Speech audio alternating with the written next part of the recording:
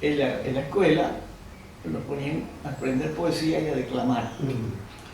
Entonces, y había también espectáculos infantiles. Sí, como los actos culturales. Actos culturales. Pero allá tenía una profesora, que por cierto que ella era española, Margarita Martínez, que era una de las maestras de la escuela, que era muy experta en eso. Y ya los actos que ella organizaba salían de la escuela, iban al Teatro Nacional de Costa Rica. Entonces ella me escogió a mí por la voz. Yo tenía 11 años y 8 meses para ser la Bella Durmiente. Y entonces, por supuesto, una niña yo era alta, de 12 años y medio, maquillada como mujer, peinada como mujer. Yo paré con la foto y todo como una muchacha de 18 o 20 años. Ahí hay una foto que ustedes la pueden ver después. Que nadie va a pensar que tengo 11 años ahí. Pero ahí me entró, ¿cómo se llama eso? El gusanito. El gusanito del teatro. A mí me gustó estar en escena. Aunque fuera dormida. Pero bueno, ya despertó. Entonces de ahí, claro, después la vida me llevó por otros caminos. Porque siempre pensé ser universitario. Y entonces hice otros papeles. En Costa Rica hice otro papel. Hice un papel de hombre, hice el papel de Cristóbal Colón. La víspera de su viaje, cuando se despide del hijo. Pero bueno, ahí nació el teatro para mí. Okay. Yo entro al Colegio San José de Tarre, al tercer año de bachillerato, en octubre de 1942. Y ya una etapa diferente. Claro. Ya pues ya la juventud, la adolescencia. Y siempre pensé hacer una carrera universitaria y me incliné por la arquitectura. No me pregunte por qué. Creo que por novelera. Pero antes de entrar a la parte de arquitectura, vamos a finiquitar la parte artística. Empezamos con el teatro, como le dijo San José María. Haz de lo que es afición, profesión, y lo que es profesión en afición. Porque yo empecé el teatro aquí muy tarde. Y yo primero hice las carreras universitarias y todo eso. Pero yo tenía un cuñado francés, el esposo de hermana Cecilia, Jean-Baptiste Azul, que él le gustaba el teatro y hacía y dirigía el teatro en el venezolano francés, en la Alianza Francesa. Sí. Entonces él, en francés, y a él se le ocurrió decir que un día yo tengo ganas de hacer un grupo en español. ¿A ti te gustaría? Yo, claro, pero yo tenía ya más de 30 años, 35, 36 años. Y yo le dije, sí, me gustaría. Y entonces me metí en un grupo, hicimos una obra que se llamaba Pueblo de Niños, de Víctor Ruiz Siriaco, en español. Ese era como tu debut aquí ya en... Aquí, sí. Entonces ya, pero ya no era una muchacha, incluso el papel que hago de una señora casada conmigo, adolescente, ¿no? Entonces mi cuñado también actuaba ahí como profesor de francés. Ahí nació el teatro, bueno, se desarrolló el teatro. Un actor después conocido en televisión, Eduardo Serrano, que fue ahí, era el número de mis hijos, tenía 22 años, joven. Él había hecho teatro universitario y ahí entró, digamos, un teatro más amateur todavía, y ahí él siempre cuando me encontraba por ahí me llamaba mamá. Sí. Bueno, ahí empecé, mi teatro de bolsillo de la Alianza Francesa, en teatro en español. Continúa en la tercera palabra de Alejandro Casona. Bueno, ya eso es teatro profesional. Okay. Eso es cuando viene la compañía de teatro, Natalia Silva, Andrés Magdaleno. Natalia es cumanesa, de la familia conocida del papá, de nosotros. Pues. Ella sabe que yo estoy haciendo teatro, yo había hecho justamente el año anterior, el 66, una obra importante francesa que yo traduje, La Vidente, de Andrés Rosan. Entonces ella me dice, sé que estás haciendo teatro y que hiciste un papel de mujer mayor. Siempre hice papel de mujer mayor.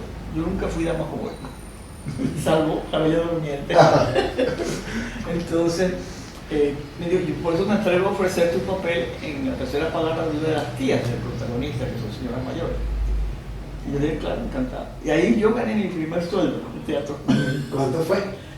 Me parece que pagaban 600 bolívares mensuales. Y entonces ahí debuté en eso, y en el Teatro Nacional, y ahí por eso me fue el terremoto, en escena, en el Teatro Nacional. Yo pasé el terremoto en el escenario. Sí, así fue. Me imagino la gente, ¿qué pasó ahí en ese momento? Tú en pleno Bueno, escena? ahí fue muy particular porque nosotros teníamos, eso fue la semana ¿cómo se llama? De los festejos del cuarto centenario de la Fundación de Caracas. Sí.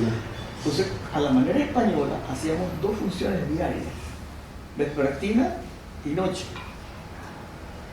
Nosotros estábamos haciendo el tercer acto, el final acto de la tercera palabra, cuando yo estaba en escena con otro actor, un actor español, Paco de la Riera. Estamos empezando el tercer acto. Afortunadamente, las personas aquí no estaban acostumbradas al teatro vespertino.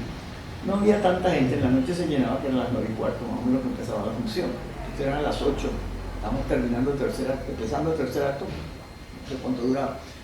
Y cuando yo hablo, lo primero que habla es el otro actor que me dice que el sobrino mío, el protagonista, está bebiendo. El primo que era sinvergüenza. Entonces yo digo, Pablo bebiendo, no puede ser, y no puede ser, empezó a temblar Caracas. Entonces claro, a mí lo primero que tuve, porque siempre desde pequeña tengo esa idea, que lo peor no es lo que pasa, sino lo que la gente corre y atropella a los que caen. Yo le tengo el pavor a la multitud de pavorios. Entonces yo enseguida miré a la platea, ¿no? A ver qué estaba pasando allí. Como había poca gente, estaban saliendo como en orden. Y me acordé que mamá y una prima hermana de papá, que era como una tía que nos crió, estaban saliendo y ella no caminaba ya bien. Entonces, vi que salían tranquila y me quedé tranquila. Y por otra parte, como que salió el arquitecto ahí, porque yo pensé inmediatamente, el teatro había sido construido mandado a construir por Cipriano Castro, después del terremoto de Caracas de 1900, que se quebró una pierna del susto que agarró y se tiró por un balcón. Ese es el cuento. Entonces digo, este teatro tiene demasiada cabilla, seguro como mi casa en el paraíso, que cuando uno cierra una puerta tiene arriba, es como una jaula. Aquí no cae nada. Y me quedé tranquilo. Entonces pensé, cuando terminó de moverse la cosa, salir afuera. Con el vestuario de época. Sí, estaba con un vestuario, un tafetán rosado, con un cuello de traje, aquí un cama feo, unos impertinentes colgados con cadera de oro por aquí, no, se estaba completamente. Pero yo salí al vestíbulo, vi a mamá y ¿qué pasa? Ay, mamá estaba horrorizada. Era una mujer muy fuerte, pero ella se acordó de la profetisa italiana, que le dicho que yo entonces eso es terrible cuando uno se acuerda de una profecía mala, porque pierde el equilibrio. Sí. Yo le considero rarísimo. Yo me asumí, porque mi temor era Santa Teresa, que ella la volteaba, porque yo sabía que Santa Teresa, con la construcción del Centro Simón Bolívar, se había rajado, ¿no? O sea, y le habían puesto un tirante que llaman entre arco y arco. Yo pensé que se podía haber caído, pero cuando yo la vi en pie, yo vi que había un temblor fuerte y más. Yo lo pensé en terremoto. Y ya pasado muchos temblores fuertes en Costa Rica, o sea, en Costa Rica tiembla.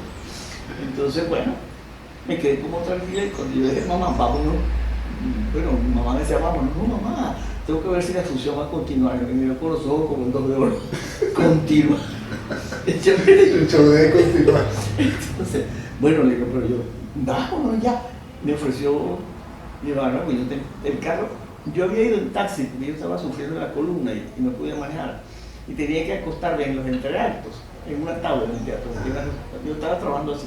Entonces, no tengo carro, entonces, pero la administradora, que era Calula Neri, de la compañía, pues yo la llevo.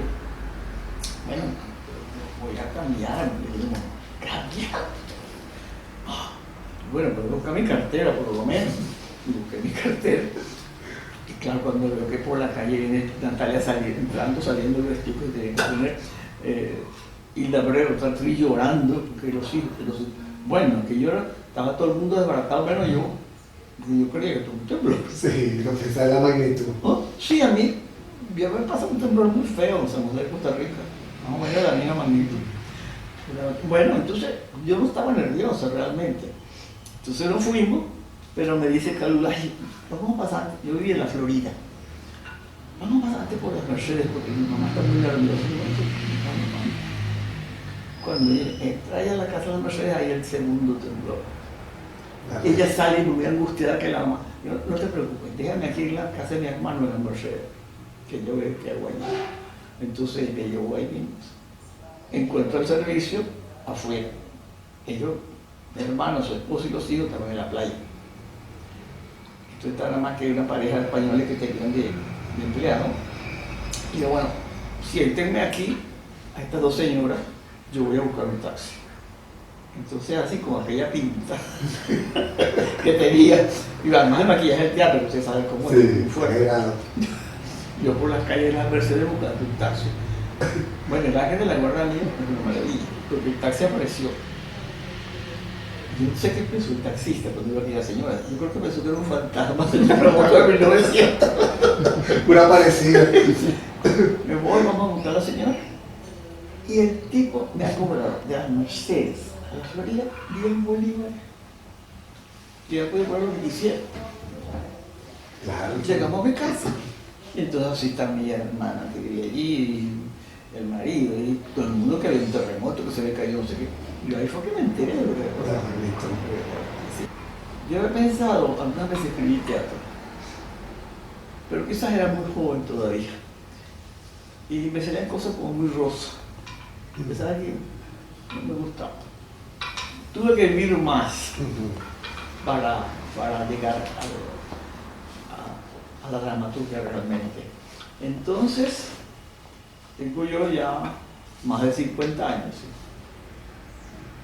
Soy presidente de Fundar. Me nombran jurado en el premio Nacional Santiago Magariño. Como América Alonso. Como América Alonso, y parece que era un director de teatro que en este momento no me acuerdo cómo se llama, pero bueno, éramos 3. Y pues 27 obras de teatro me leí. Y bueno, salvo que le dimos el premio 1 o 2, me va a parecer malísimo. Y yo, pues, yo creo que yo puedo escribir algo mejor que eso. Y América Alonso me dice, Alicia, ¿cuándo hacemos algo juntas? Entonces escribí mi primera obra, que no es la primera que se estrena, pero sí la primera vez, América y yo, que es una comedia dramática, justamente basada en esto del terremoto. Pero esa se estrena de segunda, porque la primera fue Juan de la Noche, y es sobre San Juan de la Cruz. Esa se me ocurrió a mí, porque justamente le di a leer a Omar Gonzalo, que estaba trabajando en una obra con él, cuando fuimos a Barquisimeto a hacer lo que era el gorro de cascabeles del mismo Pirandello. Yo le di a leer mi primera obra y a él le gustó y le dijo, ¿cuándo escribe algo para mí? Bueno, me puse a pensar, no sé qué sé. Pero yendo justamente a mi trabajo, que ya trabajaba en la Universidad Simón Bolívar, por tazón, digo, Juan de la Cruz. Porque Omar daba el tipo pequeñito, Juan de la Cruz era muy pequeño, y un gran actor, Omar Gonzalo, entonces me puse a escribir. ¿En qué año fue eso? Eso es el año 85. Sí, porque yo gané el premio de dramaturgia de Areprote, que fue una sociedad que fundó Chocrón con otros por el teatro, y me metí en ese concurso y lo gané con esa obra. Ese fue ese premio del 85. Yo esa obra la escribí, digamos, en los meses primeros de... In Memoria, ¿no? Fue el seudónimo. Sí, ese In Memoria es impresionante, las cosas como las arregla Dios. Porque yo estoy escribiendo esa obra y yo había hablado con Miguel Pedacito, que él me había llamado a la oficina mía, la Simón Bolívar, porque yo, cuando él escribió su libro, La piedra que era Cristo, yo escribí un artículo en la revista y él me llamó. Yo no era amiga nada de él, ni siquiera me simpatizaba mucho, pero el libro me impresionó muchísimo. Entonces él me llamó, él me dijo que a él le gustó mucho el artículo y me pedía permiso para coger trozos en una edición que él iba a hacer en España. Creo que no se hizo, porque ese es el año en que él muere, ¿no? Entonces, cuando él me habla así, con aquella humildad, y ya no tenemos que saber más que yo de eso. Yo decía una cosa, yo tuve una premonición ahí, porque que ojalá no fuera esa obra, con muchos artistas, literatos y artistas, tienen una última obra muy buena como la cual piden piedad. Y hablo de Cifuentes y hablo de Miguel Ángel.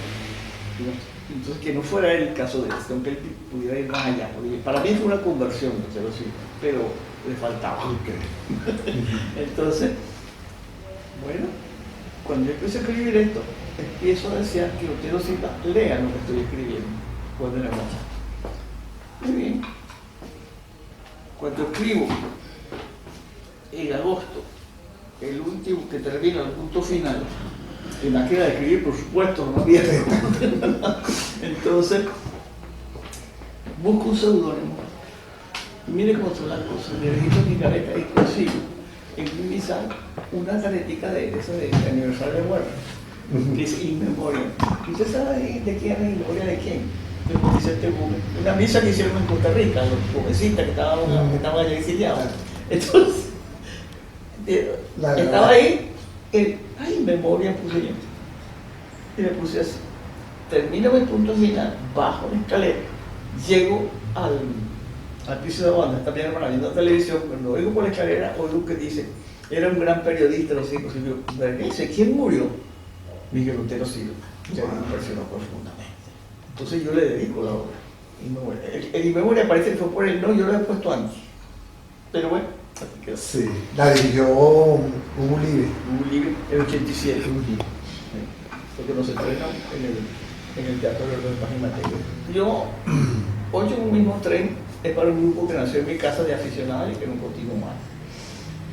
Ellos me presentaron sus personajes y yo se los ensamblé. Eso se hizo el carácter, Marco Cifre y Marquisimeto. Después de la consulta, sí, una obra con Omar Gonzalo,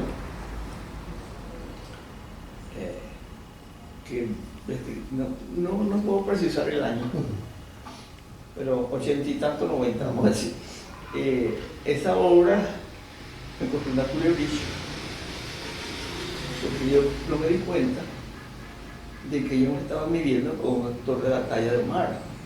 Claro, él entra en personaje muy rápidamente, a mí me cuesta, y de repente me entró pánico, me entró un dolor en la cintura, cosa, voy a darle el gastroenterólogo creyendo que una cosa de cama, y él cuando me ve le parece, Alicia, tú lo que tienes es una culebrilla. Atrás yo no me la había dicho. Eso digo, se llama Omar Gonzalo esa culebrilla. Entonces, yo estrené la obra con la culebrilla. El Pesóster, el Pesóster, que se llama la culebrilla. Yo no sé cómo el oficial. Yo lo que sé es que me la traté, el médico me mandó 14 inyecciones de graneurión todos los días y me dijo que sí que me pusiera la hierbamora, que es lo que se llama. Ahora, la señora que le vendieron la hierbamora a mi hermana en un mercado ahí en el Parque del Este, entonces se dijo que quiero entrar un rezo de un beso. Sí. Y yo me compro la hierbamora. Rezo, a mí no me reza encima nada más que un cura católico. Porque si se murió la culebrilla, eso es lo que dicen. Pues no sirvió y no falté a ninguna función. Las pude hacer todo. Así que venció la culebrilla. La mató. Sí. Mi última obra, porque empecé a actuar en mis obras, ¿no? Después de la consulta actúo. En América yo actúo. En Consulta Tercera actúo. Y en Pionera no. Pionera ya yo he dejado el teatro. La Pionera de este siglo. Ok.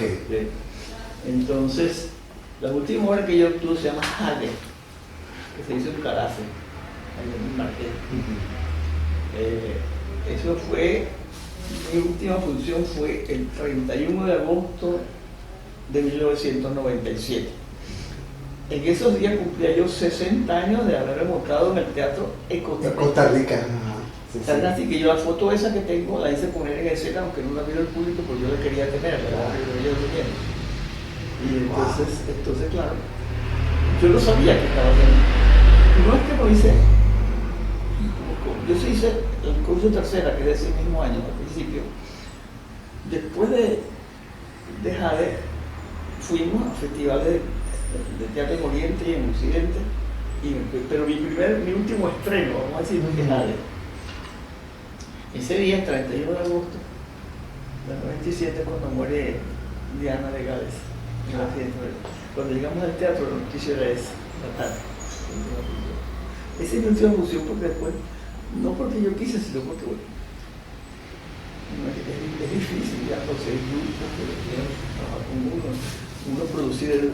A mí me costó mucho Juan de la Noche el montaje, muchas angustias, a pesar de que me ayudaron. Porque vine acá, mujer era director de cultura y me dio 100.000 bolívares para montar, pero tuve que conseguir más. Y esa pedida de dinero, iban pidiendo ayuda y la gente no lo atiende, o le dice sí, más tarde. Es así que en el programa puse un agradecimiento a lo que me dijeron no desde el primer momento, porque yo creo que uno tiene que decir, no poner a la gente a llamar por teléfono, con un teléfono tan difícil de aquí comunicarse. No. Muy fuerte fue eso. Pero yo no me iba por eso, más ya no tenía edad. Yo al 97 tengo 71 años. Entonces, bueno, sin saberlo, no porque no quisiera, porque si me proponían algo, yo hubiera dicho que sí. Ya me metí en la Universidad de Monte Ávila a trabajar ahí. Ahora, ¿qué hiciste como directora de Cultura de la Gobernación del Distrito Federal? ¿Tuviste ese cargo? Sí, ese cargo fue cuando entró el gobierno de Luis Herrera. El gobernador nombrado por Luis Herrera era Enrique Pérez Olivares, que yo conocía de antes, incluso ya estaba en el IFEDEC, que estuve trabajando allí, que es el Instituto de Formación Demócrata Cristiana, que fundó Calvary con mi hermana Cecilia. Y entonces yo trabajé allí horas, no tenía trabajo fijo. Entonces yo conocí a Pérez Olivares por varios motivos, y él me nombró director de cultura sin yo poder chistar siquiera. Llegué yo un día ahí a buscar a mi hermana un mediodía, y me dice, el periódico la está buscando eso. Cuando llego a la visita de él, mira que yo quiero que tú seas director de cultura de la gobernación, y aquí tienes. Bueno, pero ¿cuándo tengo para pensarlo? Nada, es silla. Ay, Dios. Ahí está la escritura. Me da un cuaderno así largo como de rayas blancas y verdes que yo ni había visto. Ahí estaba el personal con su sueldo anual.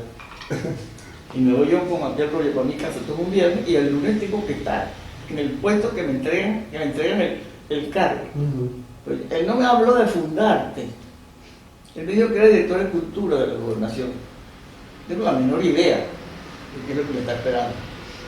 Con aquel rollo que no sabía lo que era, llego, y la directora saliente era Ilia Rivas de Pacheco, una mujer encantadora, con la cual hice amistad desde el primer momento. Ella era del partido opositor, yo la venía de explorar, pero hicimos, era una mujer encantadora. Llego allá, y cuando voy a coger el ascensor, era el edificio Tajamar del Centro Simón Bolívar, que es en el penthouse, 20 pisos. Parque Central. Sí, Parque Central. Entonces voy al pie, cuando monto el ascensor, se monta con él, y se monta un periodista, y me dice, por supuesto, usted sabe que usted es también presidenta de Fundarte, que no sabe ni lo que es.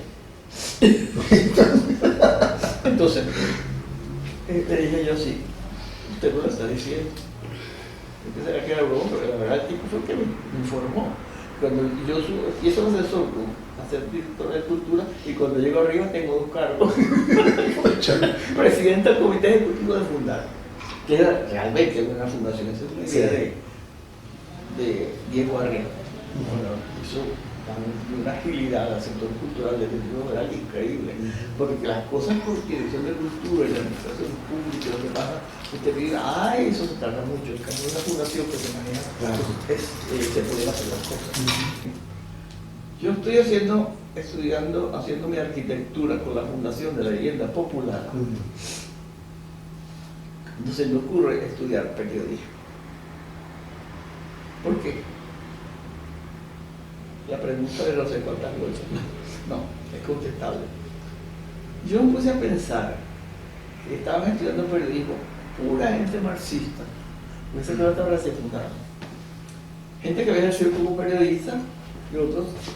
Y yo pensé, dentro de unos años, para ser director de un periódico, cosa que no ha sucedido, simplemente van a exigir que se sea del colegio de periodistas. Sí, un graduado en periodismo. Entonces no se llamaba comunicación social, sino periodismo. Entonces me inscribí. Voy a estudiar, yo no me gradué, voy a estudiar eso. Mire, me gustó tanto el pensum, porque el pensum me dio lo que me faltaba, que era el asomarme a las humanidades completamente. Porque el pensum ahora yo no sé ni cómo es. Bueno, sí sé, porque tuve la Monteávida, pero yo empecé la Monteávida y no sabía realmente el pensum que es otra cosa. En las dos carreras, tanto de arquitectura como de periodismo, el pensum ha cambiado probablemente porque han cambiado los medios audiovisuales. Sí. Hoy en día el arquitecto no trabaja en una mesa de dibujo, como yo, ese dibujo, regla T, escuadra, compás, todo se por computadora. Sí. Y el periodismo, pues, no, yo soy de maquinita. También. Y de tipo. Exactamente. Entonces, todo eso ha cambiado muchísimo. Pero la verdad es que el periodismo, el pensum que yo estudié en periodismo a mí me encantó. Yo estudié introducción al derecho, introducción a la filosofía, a la psicología, a las ciencias sociales y profesores muy buenos. ¿Cuál fue lo que más disfrutaste? Sí, yo disfruté mucho. Y disfruté mucho porque ya no tenía el problema del examen que me tengo que graduar. Yo lo hice como un hobby. Y ya después de 30 años, entonces claro, además estaba sobrada, porque yo tenía una carrera universitaria. Entonces yo tengo, me he dado cuenta que tengo una memoria de elefante. Ya me di cuenta. entonces claro, yo creo cosas que ya tenía olvidadas del bachillerato, que el bachillerato fue muy bueno. Literatura, por ejemplo, cuando yo vi literatura en periodismo, me hacía un examen, yo me recordaba lo que aprendí en bachillerato. Entonces yo, en un examen para mí en periodismo era como, no era un examen, la gente me decía, no estás nervioso, no, estoy gozando. A ver, ¿qué Sí, ya una cuestión de disfrute. Sí, yo gozaba muchísimo, se acabó llorando, porque yo lo gozaba realmente, le gocé mucho de la carrera de periodismo, todas las materias que le asomé a las humanidades, a todas. Todas las universidades yo las he ganado haciéndose, o en lo físico o en lo intelectual. Y yo en la Universidad Central entré a estudiar arquitectura y no estaba hecha la ciudad universitaria. Yo entro en mi segundo año y voy a unos galpones ahí en la ciudad universitaria. Después al primer inicio que se hizo que residencia. Yo siempre estaba entre terrones y se me haciéndose todo. Sí. Entonces, la Universidad Metropolitana, cuando yo entré, estaba en San Bernardino, donde hubo antes el Colegio América. De ahí pasó a la Urbina en construcción, ahí me fui, estaban construyendo. En Centro Golpe de Izquierda y cemento, ahí estaba yo. Salgo de allí,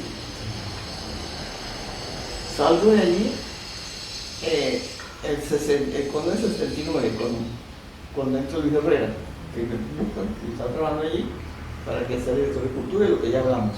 Entonces salgo de allí, cuando termino en Fundarte, que me director de cultura, que me votó carrera, después de Pedro Olivares fue Luciano Valero, gobernador del Distrito Federal.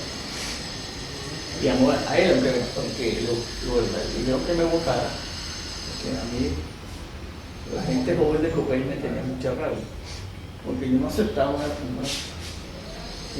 cartita con una fichita verde que me recomendaban un cargo que yo no estaba buscando. Yo no voté a nadie si servía. Era eco, como hice lo que fuera, yo trabajaba en Fundarte y siguió trabajando. Claro. Y eso no me lo perdonaba. La militancia, no lo grandes, la militancia, no me lo perdonó. Entonces, claro, el doctor Luciano Valero, pero a decirle que echan. Y el señor Luciano Valero, y yo no sé nada de cultura, esa señora sabe, ahí se queda. Pero Rodolfo José Cárdenas, que fue el tercero, la cosa fue distinta. Porque él nombró a alguien en la administración de la gobernación en un extranjero que yo conocía de cómo era. Y yo me sentí en la obligación moral de decírselo. Que ese señor no era idóneo, un cargo tan importante, la administración de la gobernación. Y fui y se lo dije. Bueno, ¿quién votó por mí? Entonces yo me quedé sin trabajo. A los 3 años estaba fundando. Y entonces había en la universidad había un cargo en la Simón Bolívar, director de sección, que estaba vacío porque solo ejercían profesores que hacían como una pasantía. Entonces el Roberto Bello, que era el rector en ese momento, él quería que lo ejerciera una gente como nada más que ese cargo, no porque los profesores lo tomaban así como una pasantía, ¿no? Entonces alguien le dijo, mira, Alicia salió a fundar. Me llamaron. Yo estuve como 5 meses sin trabajo porque no quise incorporarme inmediatamente porque estaba terminando el año escolar. Y yo no, en octubre empiezo.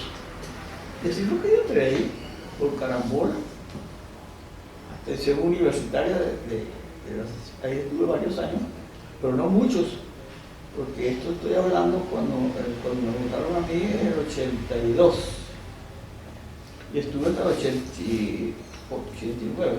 No fue mucho. Sí, no fue mucho. Solo que la Universidad Simón Bolívar tuvo que cargar con jubilación, porque yo por servicio público, ente público, yo tuve derecho por edad y por tiempo a jubilarme. Entonces eso le cayó a Simón Bolívar con tan mala suerte para esa universidad que he vivido tanto tiempo.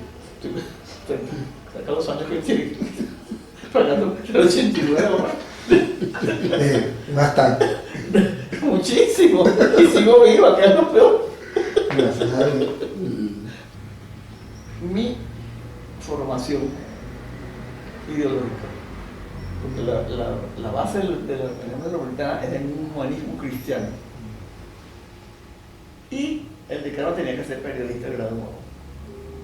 No había nadie en ese grupo que tuviera esa, solamente yo. Así que yo también por carambola. Soy decano fundador, porque no había más nadie. Después de pionera, tú. No había más nadie. Y yo empiezo.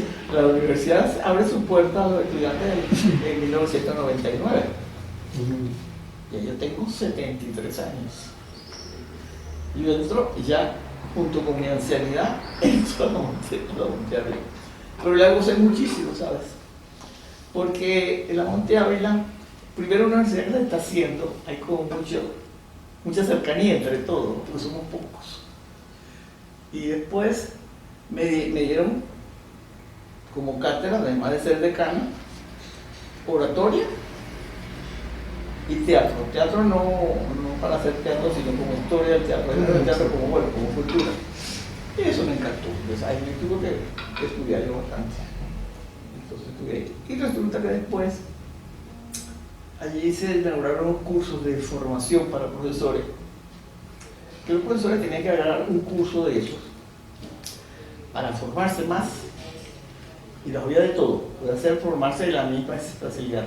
Cursos sobre economía, sobre astronomía, filosofía, muchas cosas de eso. Yo cogí. Yo hice filosofía en esos cursos para mi propia formación.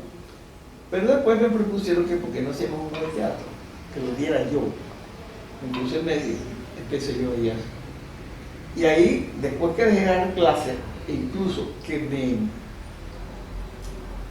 me jubilé de la universidad, porque dejé de ser decano, entonces yo seguí siempre siendo el personal dando clases en el programa de formación de profesores en teatro. También dado la misma consigna. Historia del teatro, género del teatro. Con la parte, y sobre todo para profesores, personal administrativo y gente de fuera mayor. Digamos que era para adultos, cuando ya era con muchachos, oratoria y teatro para los estudiantes, ¿no? Pero eso ya era para adultos. Resulta que esos adultos, profesores de ahí y todo eso, se divertían tanto, incluso. Y ellos tenían la obligación de hacer algo, porque a mí se divertía. Porque el tema que yo usé fue hacer lectura dramatizada. Porque ellos no podían meterse en una obra de teatro montada porque tenían muchos años, gente toda ocupada, casi a las 7:30 de la mañana. Entonces hacíamos el estudio. Entonces, claro, para ellos, eran los viernes a las 7:30 de la mañana. Ese era un solazo, hacer eso. Se culturizaban. Entonces, cuando yo les di todo, que historia del teatro, que género del teatro, que cómo se escribe el teatro, cómo se escribe en general, y qué más les doy, y lo querían dejar. Teníamos alumnos que ya tenían 10 años cuando entonces, a mí se me ocurrió una cosa, como me lo inspiró el Espíritu Santo, que fue llamar el curso Momentos Estelares del Teatro Universal. Y era estudiar un autor y su obra, agarrar una de sus obras y hacerla de estudio dramatizado. Lo cual a mí me dio mucho trabajo, pero muy satisfactorio. Yo tenía un elenco fijo, los alumnos, que eran más mujeres que hombres. Entonces, tenía 4 hombres y 10 mujeres, siempre era un fijo. Yo tenía que adaptar la obra a ese elenco, porque no podía venir ahora así, como un perito en dulce, con todo adaptado a veces con papeles masculinos, los convertía en femenino, lo que fuera. O hacía una adaptación especial, o hacía, por ejemplo, que era un grupo de teatro que estaba ensayando tal obra, lo hacíamos en serio. Y eso me dio tanta satisfacción. Mira, incluso una obra, por ejemplo, de Charbot, Los Ángeles Terribles. Yo lo que hice fue un acto, que fue el de las muñecas. Yo busco las muñecas de Divierto, y le puse una historia a cada uno. Así. Por ejemplo, cuando estudiamos la comedia del arte, esta cosa italiana que es del siglo XVI, que en realidad no tiene autor, sino que ella tiene un esquema, digamos, actuando en diferentes partes de Italia, que es el Pierrot, la Colombina, y esos personajes son de la comedia del arte, que son como personajes fijos. El capitán, el galán. Entonces, ahí les hice una obra especial en comedia del arte. Otras adaptadas, por ejemplo, de Chocron, Animales Feroces, las recorté, también por el tiempo no se puede hacer una obra de esa que duran varias horas. Claro, no entiendo. Incluso Shakespeare también hicimos Las Brujas, El Teatro Universal. Sí, hicimos, yo fui escogiendo, por ejemplo, hicimos de teatro español, teatro francés. Una de las últimas que hicimos fue Schiller, alemán. Que lo que hicimos fue un grupo que estaba haciendo algo de Schiller, algo así. Cuando hicimos Pirandello, el italiano, no hicimos una obra de Pirandello, sino que hicimos una entrevista a Pirandello. Hacían uno de Pirandello y hacían preguntas. Sí, fui adaptando, Trujillo. El año 56, conozco yo los que con el nombre de lo que era. Y el año 57 yo entré. Yo escribí mi carta pidiendo la admisión. Entonces, yo voy de 1957. Yo soy supernumerario. Quiere decir que es la gente que está realmente en el mundo, no ser casada, soltera, viuda, lo que sea, esa persona. Tenemos una dirección espiritual y un motivo. No hay votos. La gente cree que si hiciste voto, nada, ningún voto. No hay ningún voto. Simplemente uno tiene una regla de vida. Católico, papista. Yo por ejemplo soy papista. Porque si no somos que estamos inventando cosas, no. Dependemos del Papa, del que sea, que por cierto, considero una gran ventaja haber nacido en esta época, porque no he visto sino papas maravillosos. Desde Pío XI hasta Francisco, cada uno distinto y cada uno magnífico. Entonces nosotros seguimos por el Papa, no es que estamos inventando cosas de nada de eso. Yo vivo mi vida por eso, mi vida espiritual, por allí recibo formación espiritual. Y como tú dijiste, lo que me dijo el fundador, porque yo siendo ya, estuve en Roma y él me recibió en una audiencia privada. Tuve como 20 minutos, media hora, hablando. para el universo pues yo le hablé pues lo que estaba haciendo, que yo me había puesto a hacer teatro, y yo era arquitecto, entonces un él me dijo, haz de lo que era proceso. Haz de lo que afición, profesión. y de lo que Profesión. afición. Mi misión y trabajo es escribir. Yo escribo como 5 artículos. Yo escribo para el Impulso, para la Pluma. 2 artículos colgué para el Impulso y 2 para la Pluma. De los viernes, son 4 por ahí. Y para el Reporte Católico Laico, escribo 1. Ellos me reproducen los de Pluma y los de al Impulso, pero además escribo 1 para ellos 25. Así. Y estoy escribiendo mi memoria. Ya entré, son 4 capítulos. Ya están listos 3. Está en la recta. Si yo se baje de mi infancia, son 4 grandes capítulos que le puse aquí. Se baje de mi infancia, perigeo de la juventud, apogeo de la madurez, crepúsculo de la vejez. Ya entré al crepúsculo de la vejez. Espero leerlo. Espero, Creo que sí.